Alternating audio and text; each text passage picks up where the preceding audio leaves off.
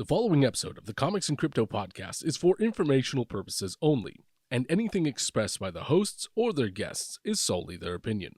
This podcast does not constitute financial advice, and anyone wishing to invest should seek their own independent financial or professional help. Have fun and enjoy the show. Hi, I'm Sean O'Hare, and I know comics. Hi, I'm Spencer Vogel, and I know crypto. Hi, I'm Kevin Lee Loader, and I don't know shit. This is the Comics and Crypto podcast. Comics and crypto, crypto and comics, collector's world in a digital age. Comics and crypto, crypto and comics, it's where the next billionaires will be rich. Comics and crypto. What is up, VeVe fam? We are here today to do the first of 4 videos. We are going to focus on different comic book ages and talk about 10 comic books that we are hoping to see on VeVe. Today, we are joined by the incredible Sleepyn Comics. What's up, Sleepyn? Hey, thanks for having me, guys. I appreciate it. Yeah, I mean, we've been talking for a long time about possibly doing a video. It's finally come to fruition, man, and really excited about it.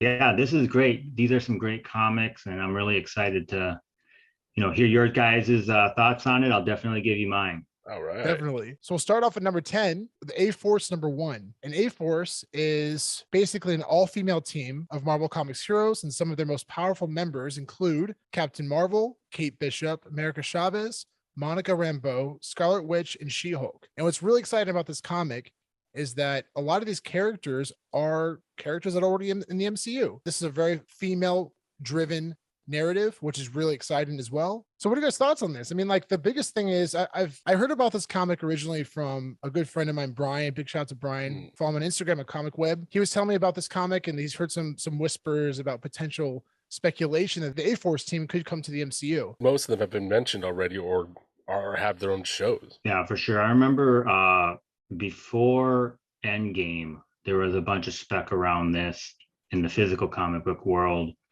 And of course, we saw an Endgame near the end. Spoiler alert for those who haven't seen Endgame.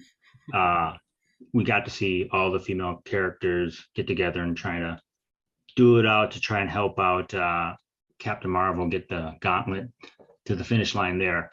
So, but I think it's going to be interesting. I mean, we have a lot of these characters now, and we're seeing America Chavez in the new Doctor Strange 2 movie. She-Hulk show is coming out. I don't know if they'll, quote unquote, make a show out of it. I guess they could. I mean, I guess it's endless in really what they could do. But and of course, you wonder if they'll even name it A-Force. Sometimes they never name everybody who follows the comics knows that what the team is, but they don't actually name it in the shows. But this is one I think, I guess not 100% that they're going to bring to VeVe, but it's got to be up there. It's a great book. Yeah, actually, I own this book in a 9.8. But I own it's the Adam Hughes Inhumans 5th anniversary cover variant, which is a pretty cool cover. Is that the red one? Yeah, it's the red one with Oh my god, it's such a gorgeous cover. Yeah, super cool cover. What made you get that one? You told me to buy it. No, I mean like the variant. Cover. you told me to buy it. That's literally the only that variant. reason. I told you to get that variant cover. Hughes is the Hughes is the okay. one that's really really awesome. I think the cover A has Singularity on the front, right? Mm-hmm. Yes, I think so. Yeah, it does. According to Go Collect, as a 9.8 grade, this comic is currently valued at $65 with a 90-day average sale of $105. So we definitely are seeing a little bit of an uptick. I don't remember what I got mine for. I've had it for a while though, but I definitely think it was under 100. So that's good. Yeah, I think that sounds about right. So number 9 on our list is Spider-Man Noir number 1. Yes. And this is the first appearance of Spider-Man Noir. Portrayed by Nicolas Cage, Spider-Man Noir appeared in the film Into the Spider-Verse and will very possibly be in the sequel that's going to be released in June 2023. In this series, Peter Parker plays Spider-Man as a stereotypical noir detective seen during the black and white film era, which is homage to the genre, featuring black and white pages depicting a gritty Spider-Man who uses Colt 45 just as much as his own webs. Spider-Man's Noir's motivations in his own universe are to keep his streets from going sideways and to take down as many of the major crime bosses as he can, like Norman Osborn. He's also consistently dealing with Nazis, and the World War II is right around the corner. I put this on the list because it is a pretty valuable comic. Like, they are selling well, but I'm just selfishly want to see this become a show. Like, Yeah. Yeah. how cool would that be? No, Yeah. I'm totally in on that one. I love this character because obviously, like everyone else, I kind of was introduced to him through Into the Spider-Verse, and I was like, I love this. I love this character. I love this portrayal. Like, when he's first introduced, and he's got the wind flapping. I was like, "Where's that wind coming from?" He goes, "The wind always follows me, and it smells like rain." Like, I love that. So yeah, I love actually this didn't- character. I didn't know that was Nicolas Cage in Into Yeah. Spider-Verse. I didn't Wow. realize either. Yeah. Wow, Yeah. that's awesome. Yeah, it's such an iconic cover. I mean, it's always been a, one that people have been chasing, and it'd be really cool for them to do kind of a interesting show with it as well. I wonder, we haven't seen it into the Spider-Verse 2 trailer, which doesn't mean that he won't be there. And I know really liked him, so I could see him bringing him back. Definitely one I think they'll bring to VeVe, if nothing else, because the cover is so spectacular. I remember the first time I saw it, it was at a local comic book store. They were selling the whole set bundled, and it was expensive. And I was like, wow, why is that so expensive? I didn't quite understand the significance of it. According to Go Collect, as a 9.8 grade, this comic is currently valued at $475 with a 90-day average sale of $520. So pretty that's pretty not bad. valuable. Yeah. Yeah. Is that more than you're expecting, Kev? Yeah, I mean, because again, like I don't know much about Spider-Man Noir until Into the Spider-Verse, but like I'm definitely interested in this character, and I think there's definitely a lot of interest with that price point. I think a lot more people are going to get into this one. Coming at number 8 is New Avengers number 7. This is the first appearance of the Illuminati.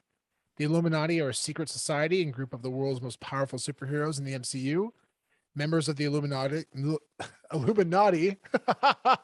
have changed over the years, but the staple characters such as Charles Xavier, Doctor Strange, Black Bolt, Reed Richards, aka Mr. Fantastic, Namor the Submariner, and Iron Man, their job is basically to maintain status of peace between the superhuman and mortal worlds. The Illuminati are confirmed to make their debut in the MCU. Doctor Strange and the Multiverse of Madness. Yes. This is going to be fun.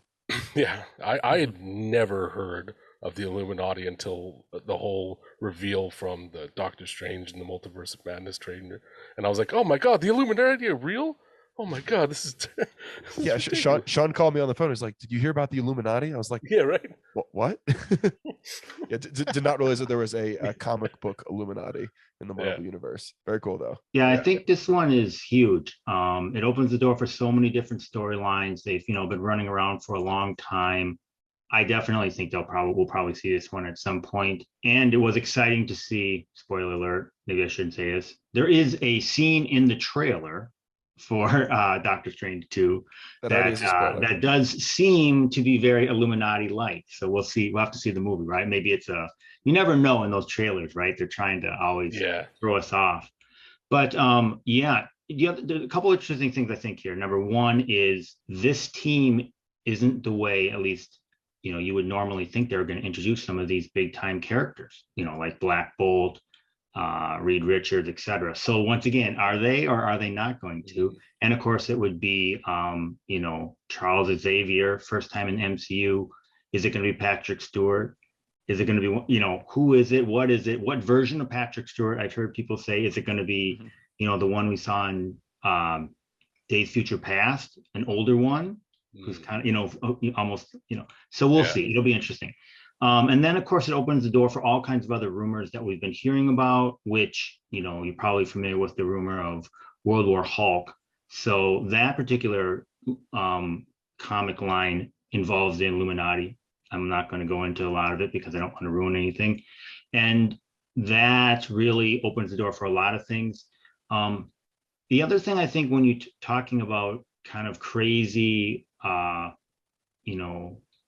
plots with Hulk, you can go down and find Maestro, which is one we already have on the VeVe app. And I was so interested when they decided to,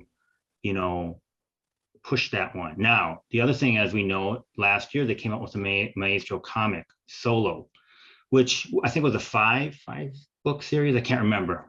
I got the first couple. I wasn't able to read them. I still have them. I have a lot of books that I never read, And so it's always interesting when out of nowhere, and we saw it with Moon Knight, right? They did a solo with Moon Knight. They haven't done a solo with Moon Knight. They did a solo with America Chavez and kind of changed some stuff up, and now we're seeing it. So with Maestro coming last year, with the Illuminati coming, I think it's all very interesting, and we'll see what happens. Wow, that's interesting. Do you think the price of this comic will likely go up after the film, depending on the story, of course? It's tough. I mean, I think that these group ups, like first Avengers, obviously the creme de creme Avengers one, right? But group ups and events, I always am a little bit worried about. Event meaning like first time, somebody puts on a suit or something like that. They're worth something, but never as much generally as the FA. But I think this will be a significant event in seeing the Illuminati in the MCU and other things. And yeah, I think it's going to be worthwhile, but I don't think it's being a comic that's $50,000 or anything like that. But it'll be a good one, and it'll be fun to have on. It'll be a fun one to have on VeVe. Yeah, definitely. Plus, I with can the only movie imagine happening, I was gonna say with the movie happening so soon as well, that speculation might already be priced in. Yeah, Yeah. very good point. Yeah, that's very, very true. Yeah. I know that I had a couple of them. I bought a new Avengers bundle like years ago for like $20, and I got the first like 15 issues. Oh. So when this got hot 2 years ago, I thought about selling it, and I didn't. And then when it got actually that's a lie. When it got hot 2 years ago, I did sell it, and then I sold another one that I had. I don't even know how I had it, about 2 months ago. So you're right. That's exactly right, Spencer. According to Go Collect, as a 9.8 grade, this book is currently valued at $375 and has a 90-day average sale of $454. So you definitely seen that uptick, likely from the trailer. Number 7 on our list, Captain America #6. This is the first appearance of the Winter Soldier. Winter Soldier, aka Bucky Barnes, portrayed by Sebastian Stan in the MCU, has appeared in 8 MCU films and has most recently had his own series, The Falcon and the Winter Soldier, on Disney Plus. And his character is not only significant, but very likely here to stay in the MCU. 8 films. I didn't realize it was that much. Wow. This is a book I don't understand, because you'd think it'd be worth a ton more. But yeah, no, this would be an awesome one to have on the app for sure. And I'm a huge Winter Soldier fan. But and we're gonna see more of them. So there's the infamous all other thing is, when he's being referred to as the White Wolf multiple times. You've heard it both in the Black Panther movie or in the, maybe it was the post credits, one of the post credits they referred to him as that. And so there's the White Wolf there's a whole story behind that. So most people I believe that he'll have a story there, I think. I feel it's inevitable coming to VeVe. It just feels like the perfect book. You're marketing a character that's heavily tied to the MCU, very consistent, very popular. I mean, hey, you got his own show, for goodness sake. But I'm with you. It's kind of crazy. So according to Go Collect, as a 9.8 grade, the book is currently valued at $325 with a 90-day average sale of $360, which seems pretty underpriced. It does. Is there just a lot of 9.8s on the census? I don't think so. Huh. No? Weird. This is one I do not understand the price on this book. I never have. And it's not like people are like, oh, I hate the Winter Soldier. No, everybody loves the Winter Soldier. It's crazy. I remember talking about this being a big deal and making such a big speculation about it. And for it to be that low, I'm actually shocked and surprised as well. Huh. Yeah, surprisingly on Go Collect, there's only 1,361 copies that are graded, and there's 607 9.8s. And actually, it's gone down since. Yeah, I mean, people are looking for catalysts, and there's not many unless you think about, Captain America 4, which I gotta believe he's in Captain America 4, right? Yeah, I mean, it makes sense, especially with the Falcon and Winter Soldier. I mean, they're kind of tied together now. I think they said they weren't going to do another Captain America or the Captain America and Winter Soldier, but they could come out with another season. It could be different. Like I said, with the whole Winter White Wolf thing, I would not be surprised if he shows up in Black Panther 2 and has a role. Wasn't that where he got his new arm? Yes. Yeah.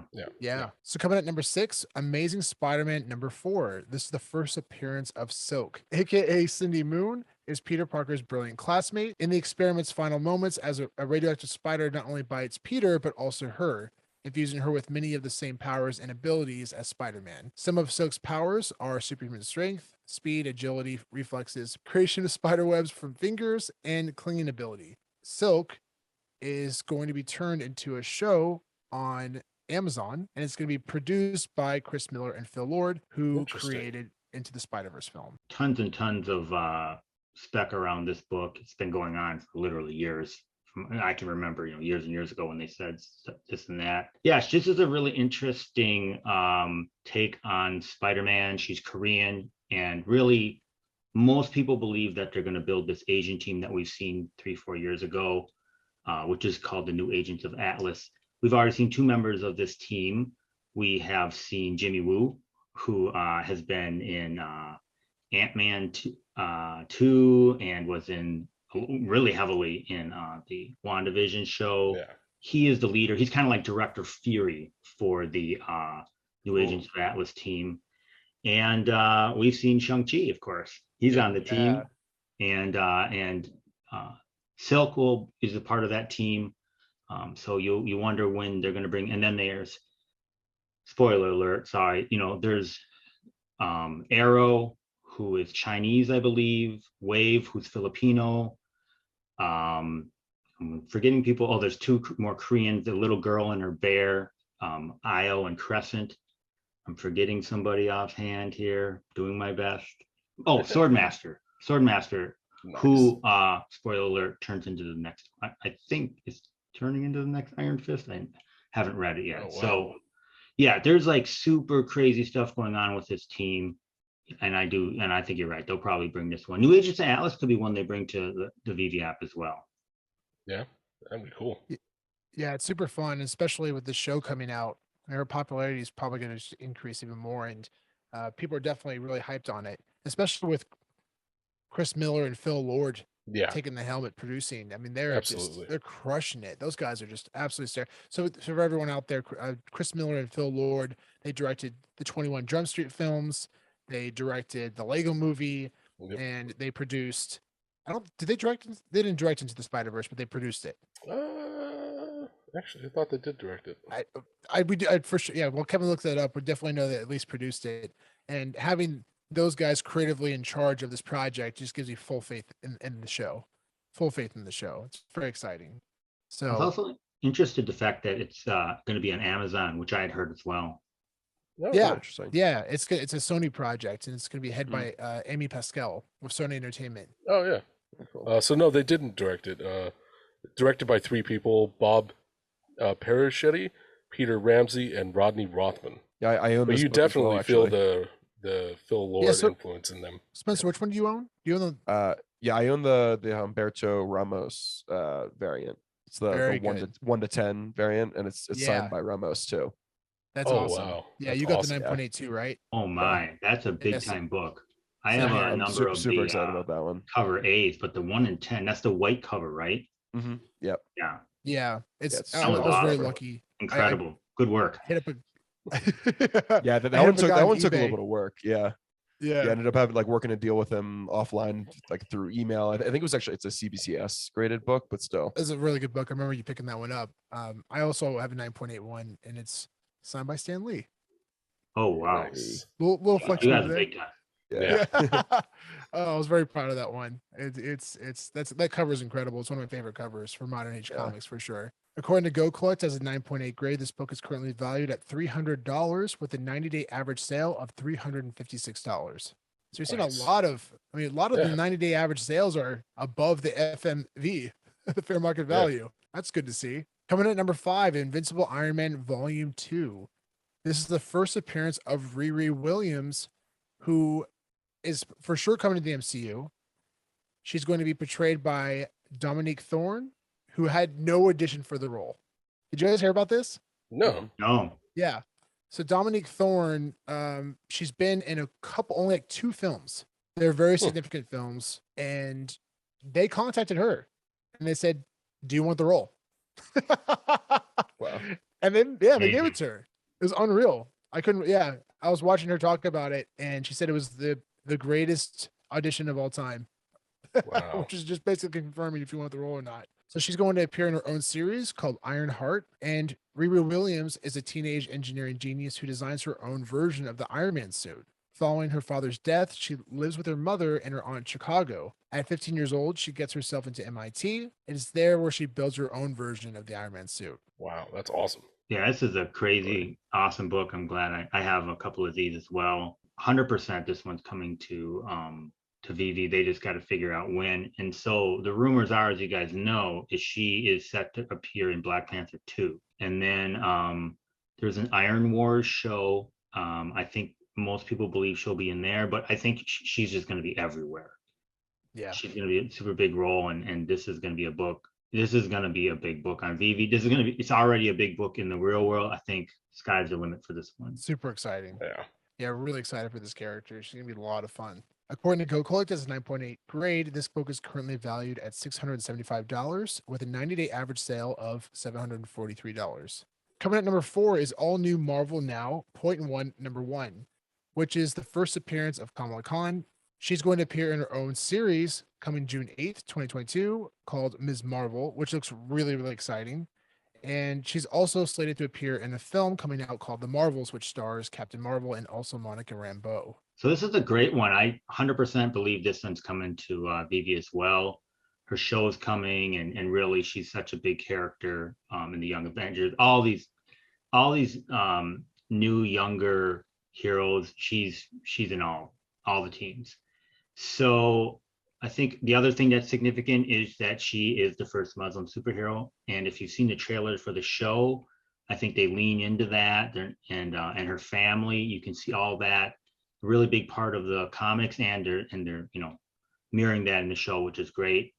And it'll be really exciting to see what they do with her as a character. Now, the other key element of her is she's an Inhuman. And as we know, that whole mythology has not been introduced at all in the MCU, at least. Was, if you're an Agents of S.H.I.E.L.D. fan like myself, totally they went through it all and explained it. So when you look at that particular aspect, nobody knows, and you could not tell from the trailers if they're going to lean into that. I don't know how they can't, but it opens the door for Black Bolt, and obviously that whole world. And another one of my favorite characters, which is Quake, but we don't need to talk about that right now. So yeah, this is the one that will be a big comic on VeVe. It's already a huge comic in the physical world, so this is an exciting one. Wow, that's awesome. It's really interesting too, because the style of the show seems a lot lighter than a lot of the other films and shows that have come out recently in the MCU. So I'm curious where her character is going to interact with. I mean, I would anticipate her being a lot more involved with everyone in the end, but like, are we going to see her and Moon Knight on the same screen? Like, probably not, right? As a 9.8 grade, according to Go Collect, this comic is currently valued at $925 with a 90-day average sale of $981. Coming at number 3 is Vengeance number 1, the first appearance of America Chavez. And as we all know, America Chavez is set to appear in the MCU in the film Doctor Strange in the Multiverse of Madness. Some of her powers include superhuman strength, speed, flight, and having the ability to create interdimensional portals by separating dimensions, typically with just using her fists. That's going to be so awesome to see in this film. Yeah, this is an interesting character. Once again, I gotta believe 100% we're seeing this on VeVe. I'm surprised we haven't seen it yet, because the movie's obviously coming out very, very soon. Yeah. Maybe they'll wait. And she, is going to find herself on a number of teams, I think, in the future. The actress looks great in the trailers. We don't know. She does jump it, So an interesting one is that they just came out with, probably about 6 months ago, a new, in the physical world, a new America Chavez run, and they did change her background a little bit. And I won't, no spoiler alerts, but anyways, so it'll be interesting to see if they follow that a little bit more in the MCU. We don't know, but I think she's going to be a huge character going forwards. And I think some of her powers have changed too recently in some of the more recent comics. So once again, it'll be interesting to see what they do in the MCU with her. But super excited for Doctor Strange 2. I don't say Doctor Strange into the multiverse of madness, because I can't say that. It's too much. According to Go Collect, as a 9.8 grade, this book is currently valued at $950 and had a 90-day average sale of $1,100. Coming at number 2 is one that I'm really, really excited about, the Young Avengers #1, which is the first appearance of Young Avengers and also Patriot, Iron Lad, Asgardian, and Hulkling, and also Kate Bishop. And as we all know, that there was a Hawkeye comic that did drop on VeVe with Kate Bishop, but that wasn't her first appearance comic. This is. That was the first time we see her as Hawkeye, but that wasn't her first appearance. This is the comic that has her first appearance. And what's really exciting is a lot of these characters we've actually seen in the MCU already, or teased at least. Some of those characters include Kid Loki, who appeared in the series Loki, America Chavez, who's about to make her debut in Doctor Strange in the Multiverse of Madness, Patriot, Eli Bradley, is the grandson of Isaiah Bradley and appeared in The Falcon and Winter Soldier. Wiccan and Speed are the sons of Wanda and Vision, who appeared in WandaVision and will likely also be appearing in Doctor Strange 2. And then, of course, Kate Bishop, who was seen in Hawkeye, portrayed by Haley Steinfeld. So, yeah, I mean, you have so many significant first appearances, and right now these characters aren't, not a lot of people know about them. So, I think They it's will very. soon. I think we all can agree that this could be the future of the MCU. I know a lot of collectors have compared this to like Giant Size X-Men, which is wild because I mean that Giant Size X-Men is the first appearance of Storm and Nightcrawler, and it's like the first generation of the new X-Men. Like this is the next generation of the Avengers, and we know they're coming to the MCU, so you could have an opportunity to buy in low right now because as these characters become more popular, this book it increases a lot in value. Yeah, this is one of those books that I do believe we'll see on VeVe because it's such a big time modern book, and really laid it all out there. But I think it's just a matter of they're going to. It's such a big book already that they're going to time it to get the maximum marketing out of it that they can. Definitely. Yeah. So Yeah. is it, are they going to, are we going to see all these, most of these characters we've seen already, are they going to wait till they do some sort of team up TV show or team up movie, which might take a couple more years? So we might not see this one for a while, but this is a huge monster book. And I think when it comes to VeVe, definitely people are going to know and want to grab it. I've been wanting to pick this one up in the physical world for a while, and I haven't gotten the chance to do it yet. Well, that's actually a good thing because according to Go Collect, we've seen a bit of a downward tick. According to Go Collect, is a 9.8 grade. This book is currently valued at $725 with a 90-day average sale of $840. Oh wow! I remember okay. this book was like around 1,000, hovering around 1,100, maybe even Yeah. 1,200 at its peak. Probably like I a think year, I bought a year in ago around or so, right? 1,000. I own the Wizard World variant. I own two copies of the Wizard World variant, which is one of the rare variants. But I definitely want to get this one again. Like this is like the because the Wizard World variant just is sketch, whereas this is like the full color, which is cool because There's a actually you couple have, of like, other core variants for this one too. yeah, you have the director's variant, which is like the director's cut, which is basically like in between, and then you have the Wizard World variant, which is just a sketch. So you see all three, like the evolution of all three comic books between the three of them. It's really fun. But this is one I'm definitely excited about. Man, I can only imagine how fun the secret rare is going to be. And coming in at number 1, Edge of Spider-Verse #2, the first appearance of Spider-Gwen. As we all know, Spider-Gwen was introduced into the Spider-Verse. And what's really cool, Kevin, you brought that up, was she was voiced by Haley Steinfeld. Yeah.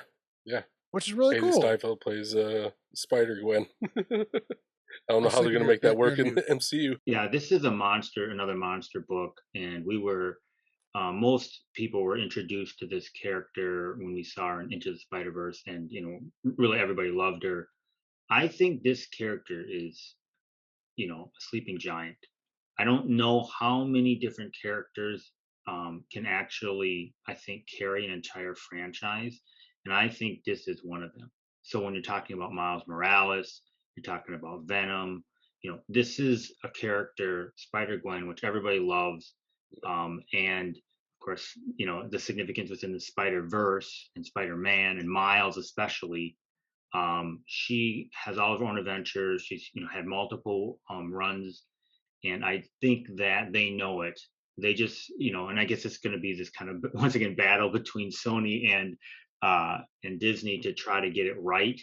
But I think that if they can somehow figure out, because they're eventually going to bring Miles to to the to live action as well, and I think this is one that is huge. Now, when is this going to come to VeVe? I don't know, because they're going to time it it could come with Into the Spider-Verse 2, which now has been pushed, as we know, all the way till next summer, I believe. Yeah. We've got more than a year to wait.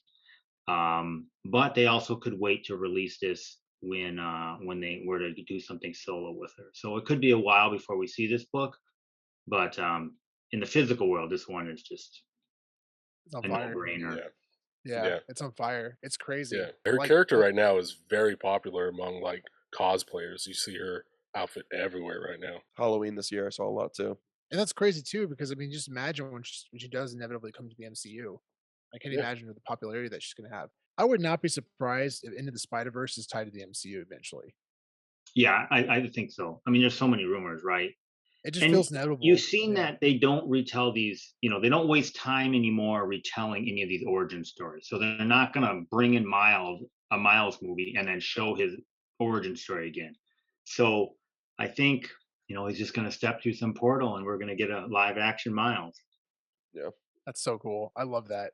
Yeah, especially if if they bring back who portrayed Gwen Stacy in Amazing Spider-Man? Was it Emma Stone? Is Emma Yes. Stone, right?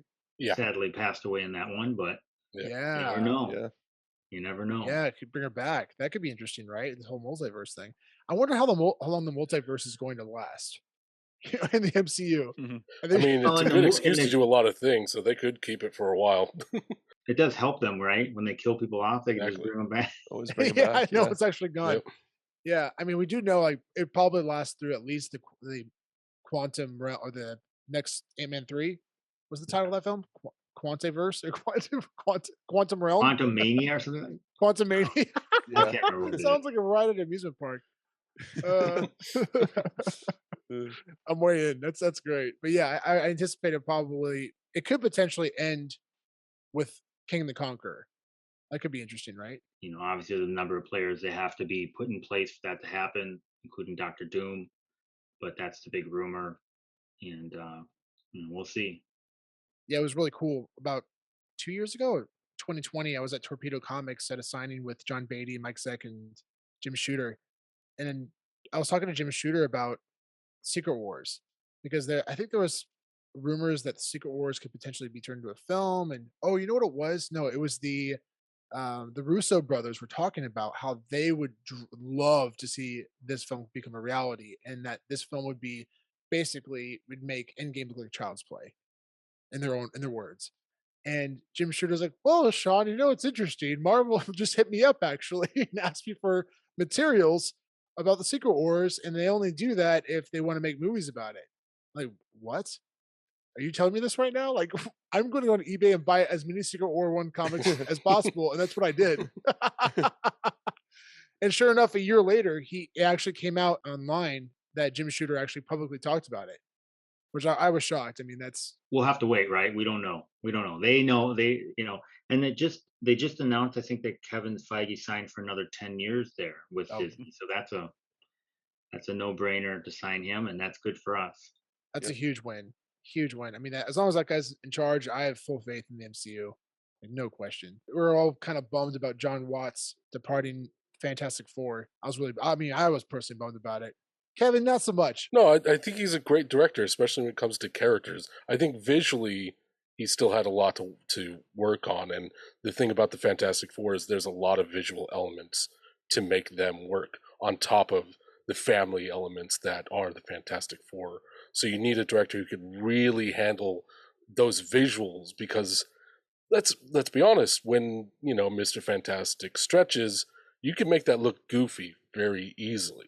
It's hard to make that look like something that's a power that's like really cool. So you need a director who can handle that visual information. So I think that's why like John Watts would have been good for like the family element of it. I just don't know about visual style if he would have been the best choice for that. Anyways, Who's your dream director, Kev? well, like I told you, I don't know Michael why, but Sam Raimi to me, Sam Raimi, I think would do a really good job with that, because his style, he can add things that are kind of a little over the top, but you believe it, you go along with it. He's good at doing that style. But other than that, I'm not sure. Yeah, I have my favorite directors, Ridley Scott, but they probably, he hates all Yeah. comic book movies and some other ones. But yeah, no, I Martin don't see Ridley Scorsese. doing that.